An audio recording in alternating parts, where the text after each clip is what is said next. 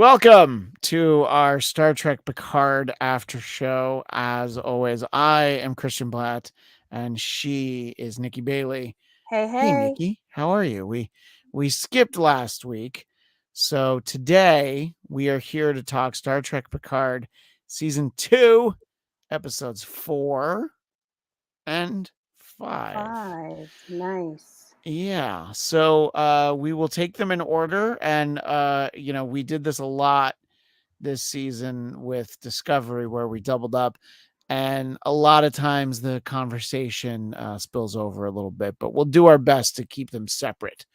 Episode 4 was called Watcher, and fascinatingly directed by Leah Thompson, whom we saw in episode 5, who, I think many people will remember her from so many different films, including Back to the Future. But for me, she'll always be the human lead in Howard the Duck. But and then the second episode was, of course, directed by Will Riker himself, Jonathan Frakes. But we'll talk about episode 4, Watcher. Let's kind of start with that episode, Nikki. We'll kind of go overall, where we left off at the end of episode 3. Rios was getting taken away by ice, and Raffi and Seven were just trying to have the worst version of Thelma and Louise we've ever seen. but give us your thoughts on episode 4. I thought episode 4 was getting us to something good. Like it felt like another setup episode, but it felt like we made a much bigger step. More stuff happened. There was some action, though the car chase was a little weird since nobody was actually chasing them for most of the car chase, but that's just my opinion.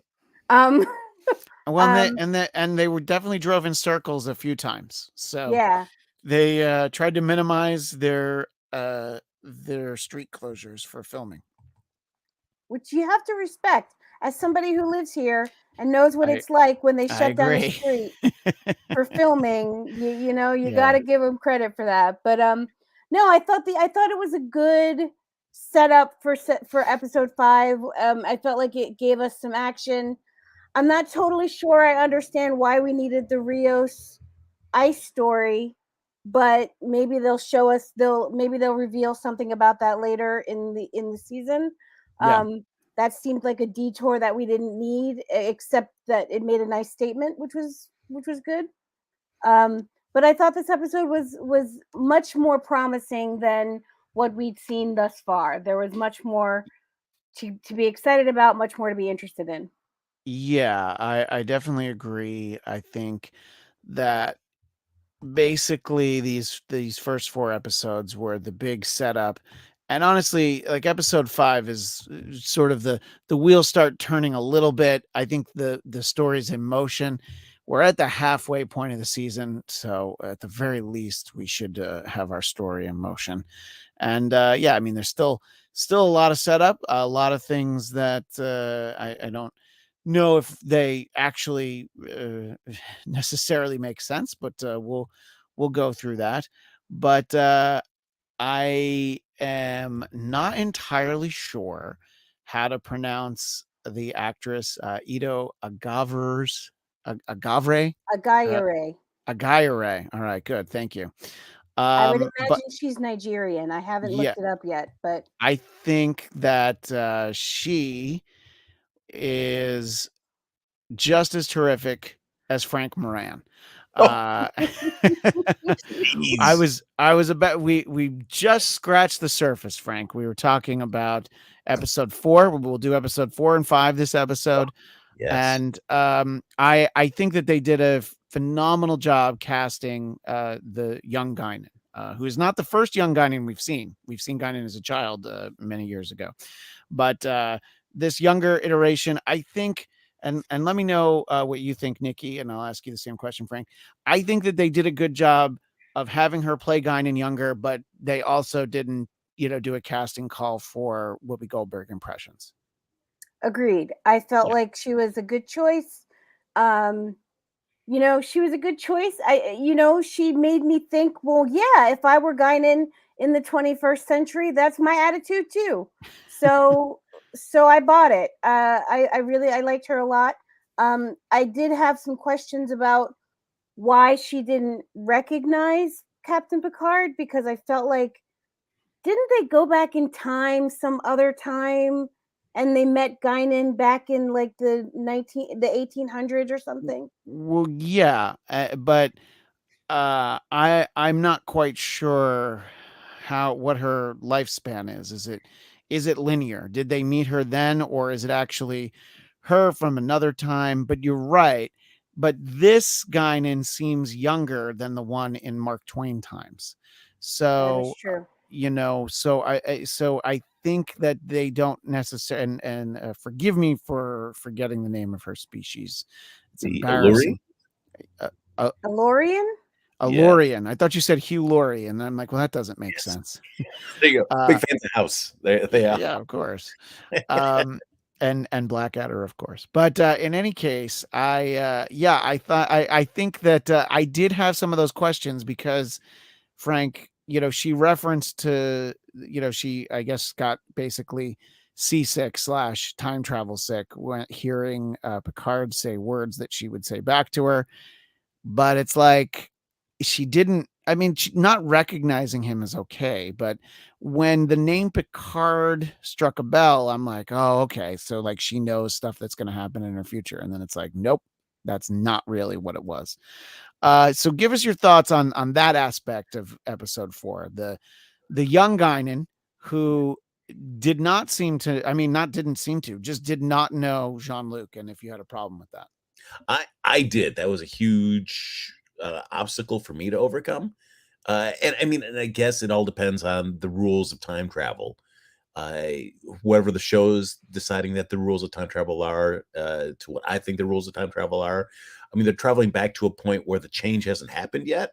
Yeah. So it feels like at that point, everything is still possible, as opposed to everything being locked in at this point. I can understand coming back after they had missed whatever Q had done to alter their timeline, and then they're still stuck in the past, but in the altered timeline.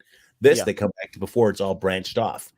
So I don't know why because of that reason, everything is possible, which means that Time's Arrow could have happened that episode, or should have happened, and so that Picard met a young Guinan, and that she should recognize him when she sees him again in the 21st century. And Nikki, I mean, Star Trek has been very good. This is something that came up a lot in the early seasons of Discovery.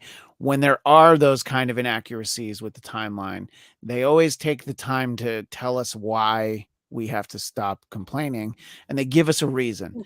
And if you give us a reason and it's not a great reason, it doesn't make a ton of sense. It's like, yeah, okay, but they did give us a reason. And in this case, they were just like, meh, it's fine. And the showrunner this season and next season, Terry Matalas, did the TV version of 12 Monkeys. So this is a guy who's had to spend a lot of time thinking about time and time travel. And I mean, this is a pretty major thing, and perhaps we'll see her again, and maybe they'll address it. It is, when we did our last episode, I was talking about like how Picard's like, oh, well, I'll take us home. And I'm like, okay, so we can assume that it's Chateau Picard, but they didn't tell us that. Well, then they did tell us the next week. But Frank, do you think they're just not going to tell us more? That they're going to just be like, man, she didn't know him. Just leave it alone. Yeah, it's unfortunate because I think at least for me, the more interesting choice is that she's fully aware of Time's Arrow, and that is another reunion point for the two of them as well. Again, where Picard has a moment of much like in Time's Arrow, knowing more about Guinan than she does about him. As you said in Time's Arrow, like the positions are reversed. I always thought that was interesting. So, that they, casting a young Guinan, totally cool. Yeah, it's all good. I mean, we're not going to be able to have Whoopi Goldberg play herself as that young if they want to. Yeah, no, and that was one of the things I was afraid of that we talked about in a previous episode. I was afraid that they were going to go with the Irishman treatment and spend all that money to have her look really weird. And yeah, they cast an actress who did a great job playing a younger version of her. That's fine. We don't we don't need anything different than this. Well, because I just thought so much of that episode was just caught up with uh, Guinan being, stubbornly refusing. I feel like Guinan could still have that point of view of being frustrated with humanity. And then seeing Picard again kind of helps, kind of course corrector. But I just felt most of that episode was just, I'm out of here, forget it. And it was just more them kind of arguing and trying to get Guinan on board to help, rather than I rather would have had that happen much faster. Her knowing Picard and realizing like, oh, hey, all right, this can help kind of get me going, and then continue it more. And I felt like it just the episode just derailed into like, oh, well, what's going on, and why don't you want to help, and who's this dog, and are you going to give this dog away now? And okay, well, they needed time to have the car chase, so they needed them to be doing something so that there was a car, so that the car chase had time to chase out. And I think Frank popped in after it. Nikki, please share with Frank your observation about the car chase. I don't remember it. Most of the time, who were they being chased by? Oh, they weren't being chased by anyone most of the time. Yes. And that was fascinating. And then they also drove in circles in the same block a couple of times. Holy it was like they closed off that stretch where between the convention center and it's not called Staples Center anymore, Crypto.com Arena, and they're like, yeah, you can drive here and that's it. And Seven just did some donuts in the parking lot. It was an uninteresting car chase. It was just, I thought, poorly shot. We spent so much time just inside the car watching Jerry Ryan just doing this a lot. Yeah. Like, why are we doing this? Yeah, exactly. And now, Rafi, I'll demonstrate for you what we call a 3-point turn. In some places, they call it a K turn. And I mean this in the worst way possible. What those sequences evoked for me, the modern day sequences, took me back towards a very ugly moment in sci-fi history. A little show called Galactica 1980. It is not Battlestar Galactica. It was the budget slashing spin-off set in the modern day. And they're just every cost cutting measure was represented on the screen, and you were just like, what are they even doing? They're like in like a 3-block radius. Maybe you can tell the 10 forward looked like not a soundstage, but like a backlot. And and usually, and I don't know, maybe it's because they're like, well, we're in the modern day, we can use some of these locations, but it looked cheap. And say what you will about Discovery, it never looks cheap, and Picard last season didn't look cheap. And these episodes, the modern day sequences, definitely looked and felt pretty cheap, in the sense that maybe some of the bit part actors were being paid less than scale, because I was just like, whew, Leah Thompson, you didn't want them to give you another line reading on that? And we do need to talk about how, as much as I love Star Trek IV: The Voyage Home, and typically I like a nice Easter egg, the punk rock guy from Star Trek IV on the bus listening to the same song. No, that's one of my least. That's one of my. I did on a week where something very ugly happened at the Academy Awards. That's the worst thing I saw on television this week. I'm saying that largely for comedic effect, but I was just like, oh, come on. I love that guy. I love him in Star Trek 4. I think if he just was there and you didn't acknowledge it, but then it's like, what? I just like the song. I'm like, no. But Nikki, you loved it. It made me holler. I'm a negative Nancy. You tell me what you liked about it. It made me holler. Like I legitimately had to press pause and shriek for a second because it made me holler. It was so funny to me. I mean, I think I hollered in a different way. Frank, if you're in the writer's room and that comes up as a cute little idea, what do you think you would say to that idea? I would say, what are we doing, guys? This is we should be better than this, right? Yeah. Yeah. It's just I felt like that to make that character so static, that he's like unchanged since the voyage home until now. I mean, literally, It's so that is. funny. And Oh, I mean, and he's still in 2024, still rocking that boombox. 2024. He's like absolutely refused to make his life easier and get an iPod or even a Zune, and he's still holding on to a Zune. I mean, a Zune would have been fine.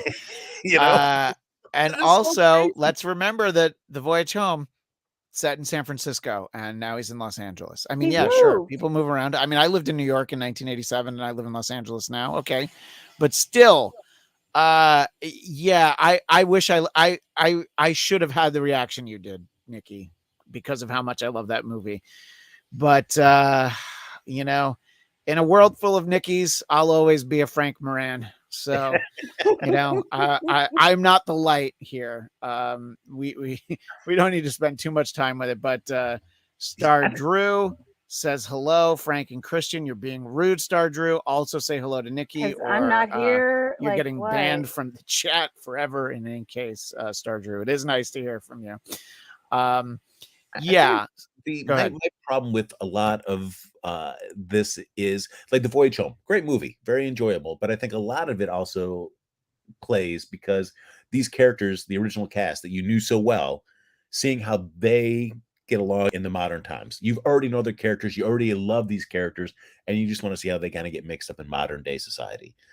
These, for the most part, these characters on Picard are characters I really don't care about. I don't care about Rafi. I don't care about Diego. I don't care about Diego's struggles. So it's just like in present day, 2024 Los Angeles. So it's just like it didn't land for me the way that it does in Voyage Home.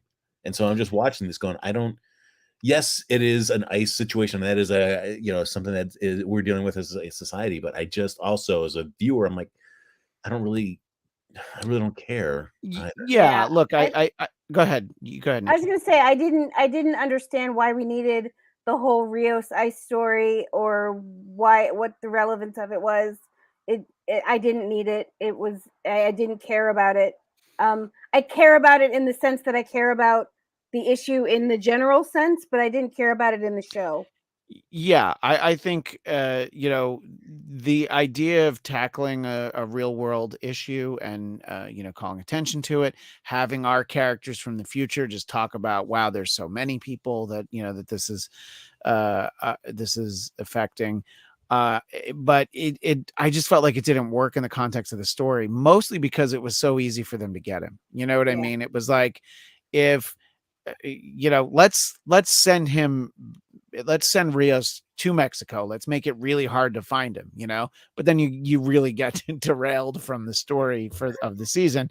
And I know you want to get everybody back together, but I agree that as important an issue as it is, as important as it is to call attention to it, I just felt like it didn't work in the context of the show. I think that if ICE raids the clinic at the end of the previous episode, but that's kind of where you drop it, and they can learn a lesson in some way. I don't know. I think we spent too much time with it, is really what it is. And again, it took away time from the car chase. Maybe there would have been people chasing them if they didn't spend so much time in there. And I feel like the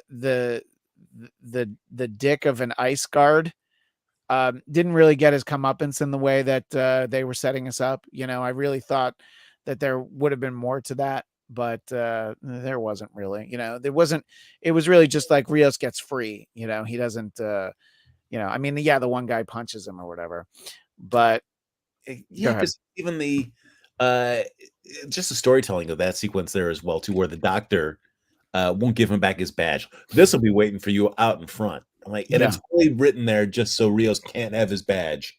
Yeah. To be able to communicate with anybody. There's no real reason that she shouldn't give it to him. It's his. Give it back to me. Thank you. By the way, the communicators seem to be working fairly well in episode 3, but then a lot less well in episode 4. Is that a fair observation that in the week between episodes something happened to the communicators where they didn't work as much anymore? Well, as they say, but that convenient excuse, long range communication is There going are to be no dicey. relays. Yeah, which is So- That's fine, what but yeah. they didn't have a problem just really minutes earlier, even though it was a week for us. So we get let's get back to, we say goodbye to Guinan, who I suspect we'll see again, and we have the supervisor who looks just like Laris for, I'm gonna just hazard a guess, absolutely no reason, but I hope that I'm wrong and there is some reason that will be revealed to us. But Nikki, am I giving them too much credit? Is it there going to be absolutely no reason she looks like Laris? I hope there's a reason. I mean, it goes to show that like all of this is about Picard in some way, right? So maybe she looks like someone familiar to Picard for some reason. I don't know if Q did that or not, but Yeah. but it seems like it all has something to do with Picard. So maybe all the characters have to be connected to him in some way. I don't know. Frank, is it just a lazy way to use an actor that you liked from the previous season and go like, don't worry, we'll find something for you to do? I feel like the show wants to make it all count. Whether I'm going to buy the way they want to make it count for me, we'll see. I mean, I could also imagine it at the end of the season or whenever the supervisor is done with them. She goes, well, now that Renee Picard is safe, maybe I'll go try helping somebody on Romulus, and then leaves, and then that's great. And then we feel like that she fell in love on Romulus with somebody. I don't know. I like that story, Frank. That's nice. Thank you. Yeah. I'm gonna go with that. Frank I like Frank that. is filled with all the network notes that would have been helpful in the script writing process, but now that the shows have aired, they're not going to do any good. But I don't know, like for Christian, for you, somebody like the original series, Yeah. when you get it, we're getting a little peek into the world of Gary 7. Yes, I love shout outs like that. Absolutely. Yeah, but I'm also feeling like this show is not really going to give me what I want from touching on that.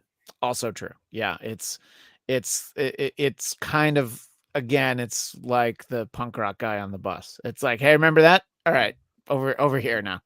Yeah, it's like, yeah, we just threw something your way. But I'd love to be proven wrong on all this. I like the reference to Gary 7, which does bring up another issue that that Jean-Luc knows the complete voyages of Kirk and Spock off the top of his head, but didn't realize that he had an ancestor that was a part of this apparently essential space mission. Like, Renee Picard? Really? And then he knows what the mission is. He knows it's like, yeah, they brought back like a paramecium or something. That's not what he said. He would never say anything like that. But and it was just like, but you didn't know that? There's not like a painting of her at the chateau. She's like a hero. I don't know. Am I being too harsh, Nikki, or did you find it hard to believe that Jean-Luc would not know what they just told us it was his great aunt at some point? That's basically the way that it went. He should have had known. Yeah. He should have. I mean, especially like he knows the whole history of the chateau. He knows the whole, history of his relatives escaping the Nazis. He should know that he had a relative who brought back the first non-Earth life form. Like, yeah, he should know. Yeah. Which, by the way, I will say I did like that little bit of background about the chateau during the war and falling into disrepair in that time. Little details like that are interesting, but yeah, he's got all this stuff in his head, but not the biggest celebrity in the family before him. I mean, Well, the truth And is, by the way, our pal John Lott loves the fact that Frank is Frank Meh Picard. It's great to see you, John. Thank you for look at popping that. in. Yeah. And yeah, that was your comment earlier today, by the way, that you're just meh on this whole series. Yeah, because I'm trying to think even of my own family tree. I mean, I know just back to my grandma, but going back any further, I don't know any of my relatives, and who knows. But I would think that if I had a family that did something as historic as this space flight did in the Picard family, that I would definitely know about that. I feel like that is information that my family would be like, yes, hey, the rest of us might not have amounted to anything, but this one relative of ours, look at them. Well, I mean, and then the other side of that is that I have been told that there is an offshoot of one branch of my family in the 18th century, so the 1700s at some point, that were hanged for being pirates. So I know that, and I'm like, I wish I knew more. I would like to watch episodes on that show, but yeah, I guess that's because that's what happened to pirates. They didn't, get imprisoned at Disneyland back then. So you're watching Flag Means Death and really resonating with it then. Yeah, exactly. So I think that we'll just have to get past the fact that this Rene Picard was somebody that he didn't know. One thing that I thought was interesting, we talked about Q a moment ago, was that that didn't work for Q. So they're giving us some kind of explanation for why he's got to work so hard to try and make all this happen. He's playing Dr. Song, who I'm gonna need to know where in the, I want to see that family tree, because I mean, he looks exactly like him. And his daughter, this annoyed me, that his daughter looks just like Robot Girl from season 1, because I'm like, really? I mean, is she? I guess she could very well be a robot, but then if she were a robot, then how would she have this really rare blood disease? But I guess, that maybe this Dr. Song had notes, based on some kind of synthetic life that was going to look like her. But I when I saw her, I was like, oh, come on. I can't remember if it was her or Laris that was first. But and I might even be jumping to the next episode now that I think about it. That was we're going to move to the next episode in a second anyway. But I was just like, oof. I mean, I love seeing Brent Spiner. That didn't bother me at all, that they were like, okay, yeah, that's somebody he's going to look for. Sure, he would be working on stuff like, oh yeah, that's definitely the next episode, because Leah Thompson wasn't in episode 4. She was just in episode 5. But it seems like a perfect time to move towards episode 5 anyway. Well, because I saw an article today where it's like, this latest episode of Picard answers, a longstanding question from season 1. Who was this woman that Data painted? Which they're saying it could be the daughter. I'm like, honestly, guys, I never had that question. Nikki, did you have that question? I did not have the question. I did not. Yeah, it is not one that stuck with me through time.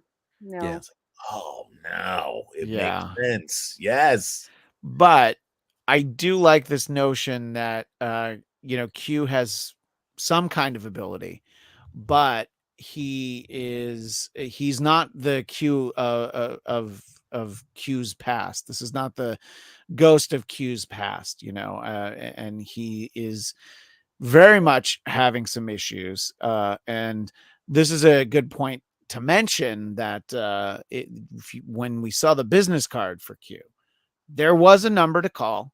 And if you call that number, which is this number, which you can. You have reached the Q continuum. We are unable to get to the phone right because we are busy living in a plane of existence your feeble mortal mind cannot possibly comprehend. Furthermore, it's pointless to leave a message because we, of course, already knew that you would call, and we simply do not care. Have a nice day. Better written than the episode, actually. So you're on mute, Nikki. I said I hope John got an extra check for that. He probably didn't. It's probably considered promotion, and it's built into his contract. if I had to guess. I don't know how the two of you feel about the Q stuff. As I've said, I've enjoyed the character. I know, Christian, you've got your concerns about the Q character just in the past. Yeah. But as I've always said, the portrayal by John Delancey, I've always thought is phenomenal. Like Yes. the issue is with the concept of the character and what he can do. The fact that he's limited makes him more appealing. Also, my feelings about season 1 made me embrace Q with open arms, as we talked about Yeah. in our premiere. Yeah. And I'm wondering the slow burn of not knowing what Q's deal is, why he's depowered, why he's struggling, what his want is for the season. To be halfway through the season and still not know what it is yet, I'm feeling frustrated by that. Which makes me think, like, for Q in the original run, it's all great. It's usually just one episode that he's in, or All Good Things and Counter Farpoint. We get 2 hours, but it's like you really get a full Q story in that one episode, so you can just bang it through, and it's great. And I'm wondering now, Q prolonging his story through 10 episodes, is it, for me, it's not as great as I was hoping it was going to be. Yeah, I mean, I can definitely relate to that. I'm going to reserve judgment and see where it's going. What do you think, Nikki? Is it intriguing that he's not as all powerful as he once was, and they're not telling us why, at least not yet? It makes me think back to the days where Q was in trouble with the Continuum, and it makes me wonder, like, maybe what if this is, I don't remember how any of that got resolved. That was DS9 stuff, right? I don't remember. Well, he was only on like one early episode of DS9, so So was it Next Generation or Voyager? It's Next Generation, yeah. That's when you get the true Q of Corbin Burnson. Right. So it just makes me wonder, is this an illness that he has, or is he in some kind of trouble where he can't use his power the way that he used to be able to? I'm curious, but I do feel like they need to tell us something soon. Yeah. It's getting a little like, all right, well, I'm going to stop caring in a minute if you don't tell me what's going on with him. Yeah, and it's like I don't need the characters to know, but it was like, let the audience in so we get a little bit more invested in the stakes of this the story you're trying to tell. Yeah, right, exactly. Star Drew points out Q is still a rebel in the Continuum, and yeah, but let's see him, having an angry visit from someone else in the Q Continuum, and that he's on probation or something. I mean, I don't know, or even whatever it is. A visit from a nurse from the Continuum, like a visiting Q nurse would be helpful to give us a diagnosis, let us know what's going on with him. Yeah.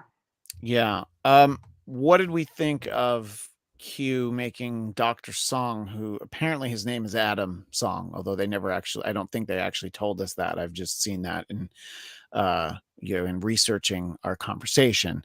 But Dr. Song giving him a taste of what he wanted, but then also being, willing to kill the daughter to, get what he wants, to just kind of show him that I guess that seems fairly Q-like, doesn't it, Nikki? Oh, absolutely. That I didn't think that whatever he gave Sung, I didn't think it was going to last long. I thought it was going to just be a taste, and then he'd have him on the hook for whatever it is he wants, which we don't know what he wants yet. But yeah, I think Frank made a good point. We don't know what he wants yet, so. Yeah, no, we don't know, and I wonder if it ties into Renee Picard. Is he far enough along in his work where he could actually create some kind of synthetic humanoid? I don't know the answer to that, but I'll be interested in seeing. And Star Drew again filling the Craig Robinson role this week. Dr. Song may be the reason for Picard and crew to return trip. That maybe helps them get home. I don't know. But Q definitely has something particular in mind. And I like that he's working two angles, that he's not just, I'm going to, do one thing to mess up the timeline. I've got plans for a couple of other things. Let's talk a little bit about our our new BFFs, Dr. Girardi and the Borg Queen. I find going back a couple episodes, I find some of their interactions to be entertaining. I find it a little far-fetched that at any point Dr. Girardi would have any kind of upper hand against the Borg Queen. But as we see late in this episode, that was not what it appeared to be. Let me ask you first, Frank. What did you think about how that story played out over these two episodes, episodes 4 and 5? That Girardi character is interesting to me because I feel like she's on a very much of a sliding scale of a character in terms of competence and idiocy, depending on whatever they want, the needs of whatever the story needs to be at that particular moment. So it's frustrating. And I also feel like we're just, a compromised Girardi, and who knows how it's going to play out. So I guess we have to reserve judgment. But again, we're hitting that same beat with that character. It's Girardi compromised by something, and and she's keeping it a secret from the crew. And what happens when it all comes out? Right. I mean, she might not even realize that she's compromised in all settings, until she starts chatting it up with the Borg Queen. What do you think about Agnes and the Borg Queen, Nikki? This was the first time that I think this season really that I allowed myself to sort of get so into a conversation that I was no longer analyzing the episode. I was really in the moment with them. And I think it was the Borg Queen talking about how lonely Agnes is and how just sort of desolate her life is, no matter what universe she's in, whatever timeline she's in. And I felt like that's something that people can relate to, especially after the pandemic. Everybody can relate to this idea of being lonely and being alone. And I felt like that was a really compelling emotional moment for me. When the Borg Queen was sort of nagging at her in that way. So I don't know. I kind of liked it, and for me, it was like the one moment that I've been able to sort of be like, oh, that's good, that's interesting, that moved me in some way. Yeah, well, I also don't find it hard to believe that in every universe, in every timeline, Agnes Girardi is alone. That definitely tracks. Ouch. What? She's crazy murder doctor. Come on. She is Let's never forget she's doctor. crazy murder doctor. Yeah, I found the evolution of their relationship to be more interesting. And I didn't think that we had seen the last of the Borg Queen, but I did not expect that, she had sort of linked further with her, until we got that reveal. So I do find that to be very interesting. But obviously the Borg Queen realizes, that it's also in her best interests that they get back to the present day. Now, who on this show had the theory that the Borg Queen that we saw in the premiere of this episode was actually Agnes, and that's why it was in that helmet? Because somebody said that on the show, or was that in the chat? That definitely came up. Maybe it was one of our friends in the chat. Sounds like a Craig. Sounds like a Craig, in all honesty. Craig's so much smarter than me. But these episodes just support that belief. That was what I thought. So I was giving one or both of you credit, but maybe it was Craig. And by the way, if I'll it's take Craig, credit for that. It was me. It was me. I did. If it's Craig, he's gonna tweet at me when he sees this. He's like, yeah, that was me. Right. Honestly, even if it wasn't you, Craig, take credit for it, because clearly we didn't take good notes. I thought I remember mentioning that I thought I could see it being Picard's mother, or for reasons, since the face is hidden for a reason, and it's for a nice face definitely hidden for a reason, and that could be a very interesting reveal towards the back end of the season. I think that's sort of one of the more interesting things to see how it plays out, what exactly Q's up to. Q is as the psychiatrist. I mean, Jean-Luc, did With the you German really need to? accent. Yeah, did you really need to turn the angle on the camera? I mean, who did that sound like? You know. Uh, yeah, and it's a good It thing was that a 40 in Q. So yeah, it's a good thing that Laris filmed that in or fake Laris, supervisor Laris filmed that in 360 because we're able. Yeah, sure, we got an angle on that. Look, I feel like what's happening is interesting, but not in the way where I'm like, I'm going to be thinking about this all week and I can't sleep because I want to know what happened. There's none of that, you know. It's like, okay, I'm kind of interested to see how they restore the timeline, how they beat Q. Is the Q entity going to be this Q? Is he going to our Q? Is he going to be no more at the end of the season? Because, this is like a last hurrah for him. So, the potential for the season is still there because we're only at the halfway point. But, Frank, you feel like they're going to live up to their potential, or do you think that this is going to be another instance where a season ends and Frank Moran is going to say, "Oh, thank God it's over"?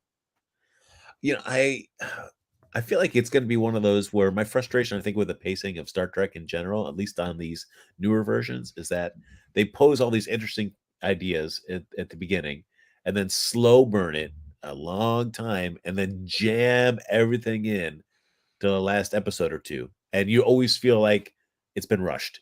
And so I feel like you've had all this real estate and you're just jamming it into the last episode or two. And that's why it just doesn't quite work. So I feel like I would like it paced out better. I mean, I still have no idea like what Picard's deal is. We have no idea what Q's deal is. I've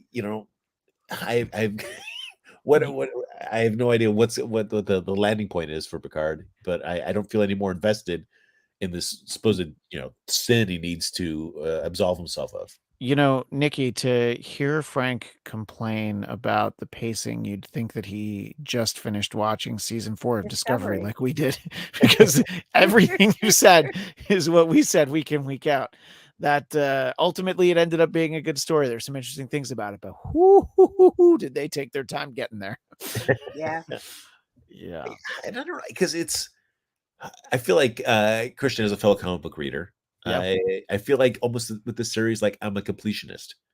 I'm not loving it, but I'm watching it because I have to, because Well, I like Picard, and so I'm gonna watch his stories, even if they're not the greatest. yeah, especially because we know that season 3 is going to be the end of this series, and realistically it should be the end of us seeing adventures that feature Jean-Luc Picard. So I could hate the next 5 episodes and just feel like, I could look back on the first half of the season and be like, oh man, the punk rock guy on the bus really was the best thing that happened this year.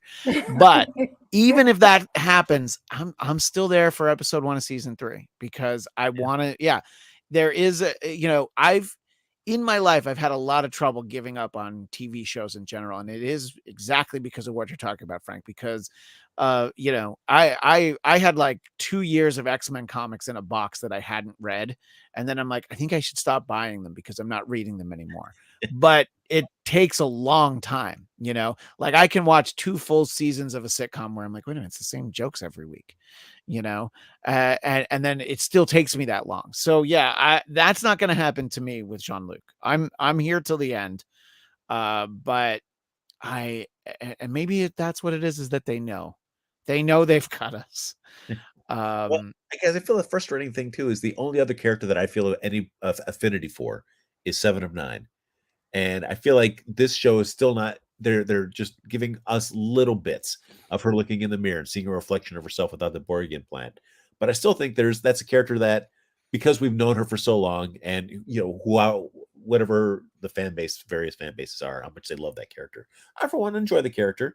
So I'm down for some more introspection and a little bit more drilling deep in these 10 episodes. And I just feel like that's also another character that just be kind of like, we'll give her that moment looking in the mirror, but that's pretty much it. We're just going to keep just kind of moving the story along. But because Nikki, they now are we know kind of she's. treating her. They are kind Well, I'm of just going to say, treating Nikki. her Now like we know she's a bad. We know she's a bad driver. So clearly, that has really built on. And I'm sorry, I just wanted to get that in before you made what was probably a much more intelligent point. Sorry, what were you going to say about no. Seven? I just they're treating her like she is one of these new, like she's new to us in some way. Yeah. They're not giving her the respect of the years of love that we have for her, and they should be giving us a lot more of her because we've known her for so long. And they're treating her like she's Rios and Rafi, who we just met and don't care about. I think all will probably be forgiven if there is some huge showdown between Seven and the Borg Queen. I would like to see her take out the Borg Queen in some way, because that's what she wanted to do in like the first 5 minutes of the first episode, and no one listened to her. So what if the hooded Borg Queen is actually 7 of 9? Look at you.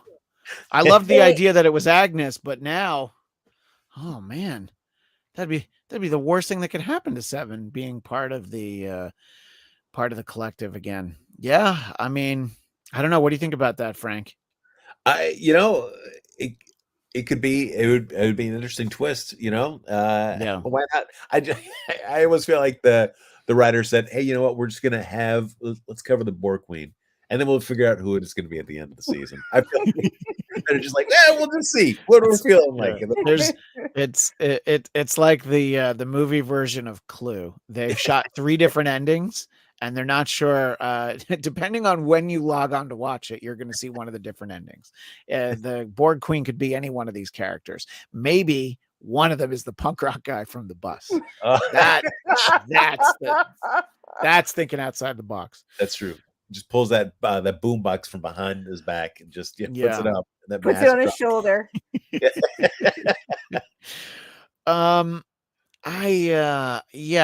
So because we didn't do this show last week, I actually watched these 2 episodes back to back today, and I thought that might help, but I didn't feel any better.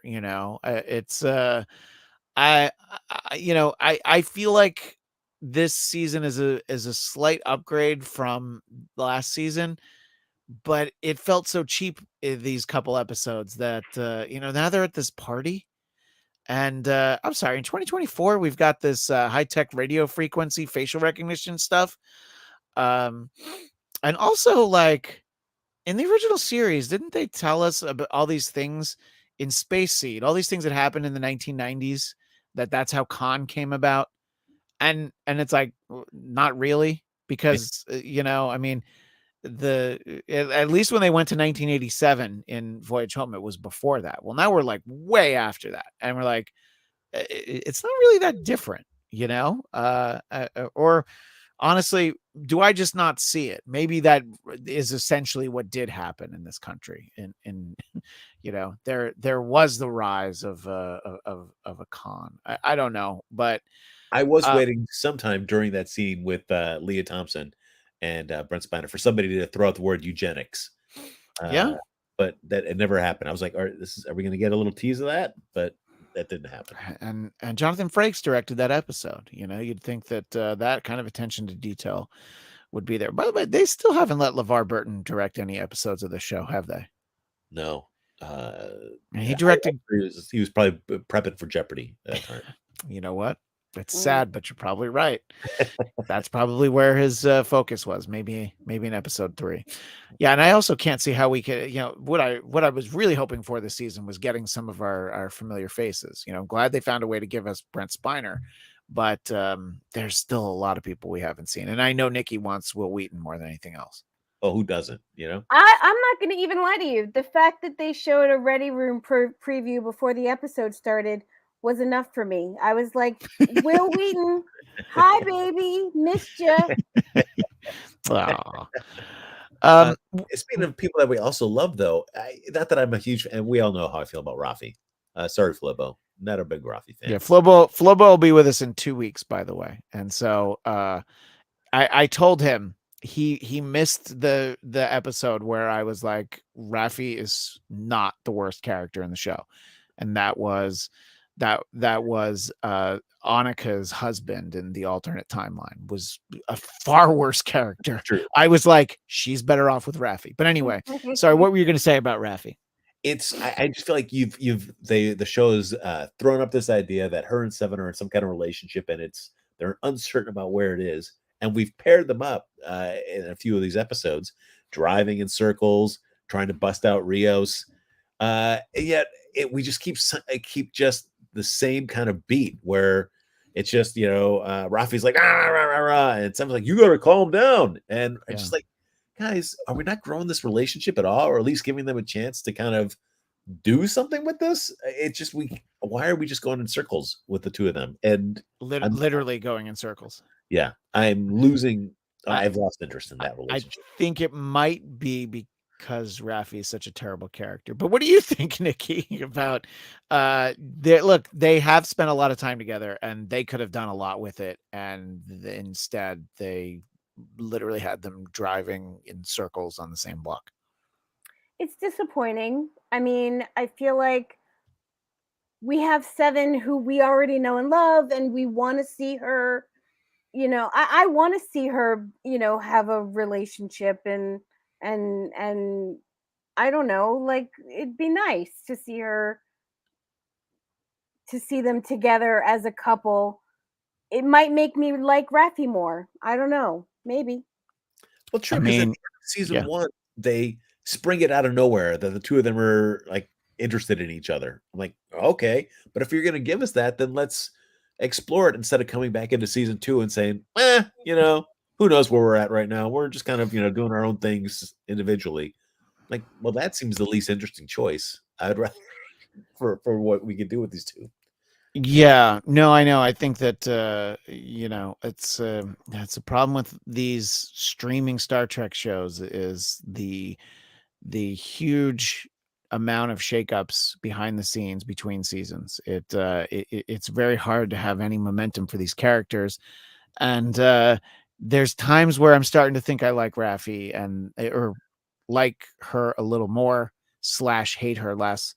And it is really the same one note from her, and that's what makes it tough for them to do more with Seven. I wish that and maybe in subsequent episodes they'll kind of mix up who, have Picard and Raffi, have Seven and Rios, or even Seven and Girardi. Just let's try some more dynamics, but we'll see. Look, I want to see how it all plays out. Are you more optimistic, or are you enjoying this more than I am, Nikki? Am I just being a real Debbie Downer here? I feel like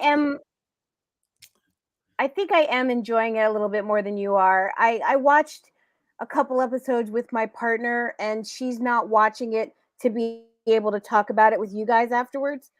So watching it with somebody who's just watching it for the enjoyment of watching was like, oh wait, maybe it's not as bad as I thought it was. Maybe it's pretty good. So because when it was the episodes were over, my partner was like, oh, that was a good one, and I was like, maybe it was. maybe Christian has me hating it more than I need to hate it. I don't want to do that. I don't want to make you feel bad about Jean-Luc. And I look, it's at a very delicate point right now. It could go in some ways that I'll be really happy with what we've gotten this season. I just think that they could have done more with season 1, and I don't trust them, even though it's different people. So, but there's a lot of elements that are interesting. There, things that could happen. This Girardi Borg Queen thing could play out in a number of really cool ways. And I have no doubt that they will be victorious over Q, but how they do it, that could be great. There's why still a lot of would potential. be really nice too. Yeah. No, the why. Yeah, the fact that like he was surprised when he snapped that it didn't work. It wasn't like oh right, I can't snap anymore. Because Thanos has a copyright on that or something. But thanks, I'm glad you like that. But yeah, Frank, if so, basically, we're two sides here. And you're in the middle, literally between Nikki and I. Who are you closer to on this? Are you feeling at the end of the episode, maybe that wasn't so terrible, or are you like me and you go like, you know what, I should have just gone to see Morbius a second time? Wow. I have not thought that after any episode of anything. I just wanted to try and make people laugh. I feel like I don't know if I'll ever reach that point in my life where I'll think that is a viable option, a viable alternative. Like, yes, it is not. Oh, wow. I felt like the fate of this series, and I'm hoping that it turns itself around. But for me, I love Mission Impossible movies, or any sort of kind of movie where they've got to break in and you got to hear the plan, like the security, and this is what we got to do. This is what you're up against, and this is how you've got to get in. Always love that. Love it when they do in the Mission Impossible movies. Always sucked in, and then they do it here in Picard, and I found it was just so dull. And I was just like, oh man. Well, you have to make it so we can get into the party. Okay, what else? Well, we have to be at the party so I can talk to my great aunt. Okay, what else? Wait, why does everybody have to be there? You know, it was dull, Yeah. and so I'm like, ugh. So I want it. I would love for this to surprise me at the end, and I would Okay. love nothing more than at the end of this series to be raving to both of you about how great the story turned out in the end. But I just feel like, given my past feelings about previous Star Trek seasons, I feel like the odds are against it. Frank, in your mind, what was the last truly great Star Trek season that you watched? I would have to go back to the Deep Space Nine ones. Once they got into the Gemcars, in like the Dominion War, it did end very strong. I actually didn't love Deep Space Nine when it started. It definitely grew on me. Yeah. What about you, Nikki? I mean, I liked season 2 of Discovery. I thought the Mirror Universe season I did really like, but I don't know that I would say it's a great Star Trek season. It might be that far back. Are you just, do you still have a heart inside, unlike Frank and I, who are just cold, unfeeling machines? I do still have a heart. I really loved Voyager. I know you didn't like Voyager. It's mostly Neelix and Kess. Yeah, I really liked it. So I can't. There's no way I could tell you what my favorite season of any of the shows are. I couldn't go back and do that right now. But it's safe to say it's think it pre-Enterprise. Star Trek Enterprise. Definitely pre-Enterprise. Yeah. Enterprise was the first time that I ever didn't watch a Star Trek thing, and it was upsetting to me. I felt like I was letting Gene Roddenberry down in some way for not watching it, but it was terrible, and I couldn't. That's all right. It was just Brennan Braga you were letting down, and that was fine. There's no reason to feel bad about that. But to give up on something, and Enterprise was also what did it for me. What were you going to say, Frank? No, I felt like Enterprise. We all know my feelings about going back in time on Star Trek shows, so not already thrilled with that. So I wasn't thrilled with Enterprise, but it was fine until I got to that last episode, and then that's when the first time it's like when I don't know, you were to go down in your grandpa's basement and you find out that he's got all this KKK or Nazi stuff, and you're like, he's got Nazi memorabilia. Yeah. This is like, what is happening? I've spoken everything I know, and for me, that was where it's like, boy, the people behind this just are not great about this, and this worries me. Yeah, and see, it comes up yet again, Nikki, the series finale of Enterprise. We're daring you to watch it. I'm gonna watch it. I'm gonna have to. Oh, we're gonna know when you do, because we're gonna hear you scream from not on this show. We'll just know, like, oh wait, I know that sound. And you know what? Because I don't feel like my opinion is the only one that is right. Dominicus Saxon liked that the punk on the bus was the same actor from Star Trek 4. Dominicus Saxon, you missed the beginning. I did not like that. I was very annoyed by it. Frank and I both would have told them to cut that from the script, much less film it. But good for that actor, though. Let's be honest about that. Right? I can appreciate it on that level for sure. That actor was somewhere down in the dumps having the blues about his life and career, and this Yeah. changed everything for him. So, if for no Yeah. other reason, Imagine a scene though where still on that bus, but there's somebody else acting up, and it's him in a different phase of life because he's moved on. He's whatever it might be. Doesn't have to be dressed all prim and proper, but whatever it might be, and he's the one that puts a stop to it because he realizes like, oh yeah, this was just dumb behavior, and he But stops. then it. it would have been really hard to explain who he was if he had bettered his life and he didn't still look like a punk rocker. Oh. And you And know, that's why funny. Screen It's Rant funny. exists to tell me these things happen. that's why Screen Rant exists. Yeah, do a Ready Room where they explain to you. So here's who that character was. Well, I'm enjoying talking about it with both of you, and my friend Tom Kelly continues to send me messages. So he'll be back with us at some point. But I get texts at odd hours from him, and it's usually like I haven't watched it yet. So I'm like, I can't read your text yet. So yeah, there's some very strong opinions out there. And Flobo just doesn't even really like it in general. And he doesn't have the affinity for Jean-Luc that we do. He's really just Team Raffi. So we'll get some interesting insight from Flobo in a couple of weeks. But we will be back next week at the same time. We started a little late today, but we'll aim to start at 7 Pacific, 10 Eastern. And we'll be back talking about episode 6. But until then, but that one is allegedly, the episode is titled 2 of 1, and also allegedly also directed by Jonathan Frakes, but we'll see if that's true. In any case, Nikki, if people want to talk to someone who has a little bit more of a positive outlook on life and isn't just so beaten down from their own bitterness and pessimism like me, I'm not even talking about Frank, I'm just talking about me.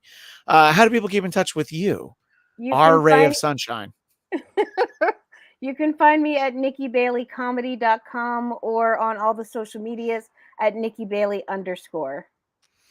And Frank, if people want to meh along with you, how do they do that? That's before I say that real quick, I know you probably saw that Strange New Worlds trailer. Yeah. What they've done to Spock's hair and sideburns.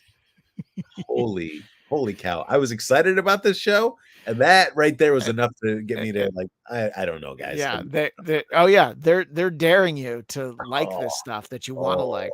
You're like, we got look, we're bringing back Patrick Stewart, we're bringing back Jean-Luc.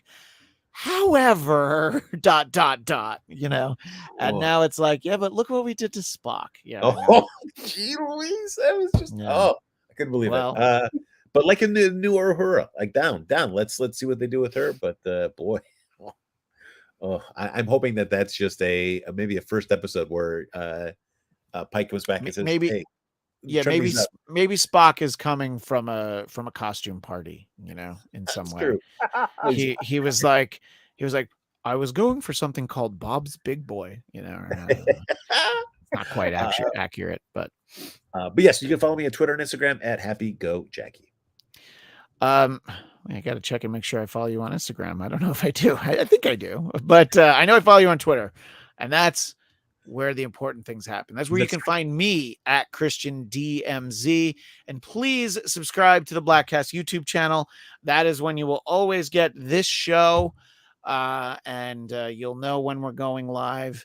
And again, if you want to listen to a recording that John Delancey probably did not get paid for, call 323-634-5667. And you'll hear the message that we played earlier. I saw that on the card, and I was like, oh, excuse me, got to pause the episode, see what's going on here. And, you know, it was fun, you know. Whenever you but now it's like they have to keep that phone number forever because the phone number is in the episode, you know, so it's it probably doesn't cost that much. I don't know what I'm thinking of. Anyway, that is all the time we have for this week. We appreciate Star Drew, Dominicus, and anybody who is watching the archive. Craig Robinson. Leave your comments, and we will see you next week. But until then, live long and prosper. Or as the punk rocker says,